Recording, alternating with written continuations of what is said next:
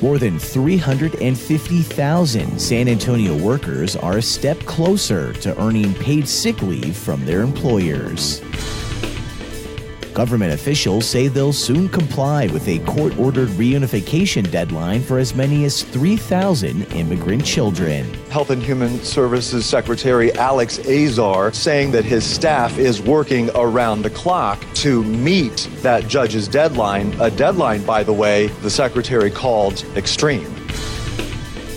And downtown San Antonio gets the bird with an unexpected invasion of e-scooters. A couple of weeks ago, kind of out of the blue, a company called Bird that's based out in California dropped about 150 scooters in the downtown area and a couple of the kind of outlying neighborhoods. I'm Chance Dorlin with your Express Briefing for Friday, July 6th. Subscribe to this and other free content at expressnews.com/podcasts. And get each day's top news and sports headlines delivered to your inbox at expressnews.com/newsletters.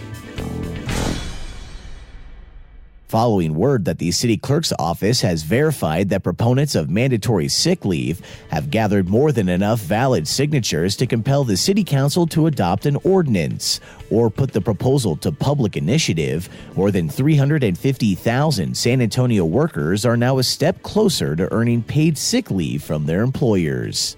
If the ordinance is ultimately enacted, either by a vote of the city council or by a vote of the public, the policy would require virtually all employees working in the city's private sector to earn paid sick leave, even if they're employed by a company based outside of San Antonio.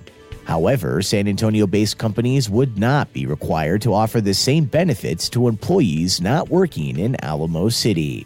Government employers won't be affected by the proposed ordinance because they cannot be regulated by local policies, and the law also wouldn't apply to unpaid interns or independent contractors in the city.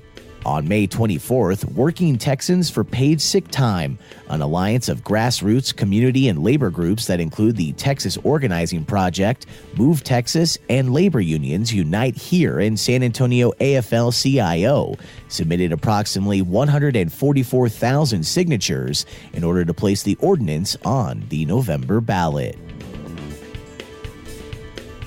As many as 3,000 immigrant children are still living without their parents in federal shelters, and the U.S. Department of Health and Human Services says it's now prepared to begin reunifying them starting next week, using DNA tests to expedite the process. A federal judge ruled last week that the more than 2,000 children who had been separated from their parents or family members must be reunited within 30 days, 14 days for children under 5, which is a deadline of July 10th. Now, immigration lawyers and people we've talked to on the ground, even a Republican congressman out of Colorado, have described the reunification process as chaotic and confusing, saying that they're running into a lot of red tape and staff members at some of these housing facilities don't know the answers to basic questions. But right now, HHS says more than 500 kids have already been reunited with their parents. 2 Texas military facilities have also been marked to soon become new temporary housing locations for illegal immigrants caught crossing into the United States. Fort Bliss, a major Army post not far from where I am over in El Paso, Texas, now working to construct tents where up to 12,000 migrants could be housed. DHS says Fort Bliss will be designated for families since the feds have now been court-ordered to keep them together. Then over in San Angelo, Texas, staff at Goodfellow Air Force Base setting up there as well. That location has been designated for children. HHS says more than 80% of the kids caught entering the United States illegally are alone, unaccompanied minors, as they're referred to. Goodfellow has been told prepare to house as many as 20,000 of those unaccompanied minors. And San Antonio has joined the ranks of many other U.S. cities, mostly located on the coast, but also including places like Dallas, Milwaukee, and Indianapolis, that now host flocks of lightweight, dockless e-scooters. Here's San Antonio Express News reporter Josh Baugh. couple of weeks ago, kind of out of the blue, a company called Bird that's based out in California dropped about 150 scooters in the downtown area and a couple of the kind of outlying neighborhoods. And it kind of took the city by storm in a way, because there was no kind of build up, no anticipation that this was going to happen. The city had already been in months of conversations with another company called Blue Duck, which is actually based in San Antonio, which is really fascinating because I think every other e-scooter rent by the minute company, I think they're all based in San Francisco and maybe Los Angeles. And so to have one that's local is, I think, really interesting. And then there's a company called Lime, Lime, that has a local lobbyist who reached out to me and let me know that they're going to be deploying here pretty soon. So from the policy side, the city's got a lot of discussion that they still need to have and figure out what San Antonio's best practices will be. They're looking at other cities and how other cities have regulated scooters leading up to this point.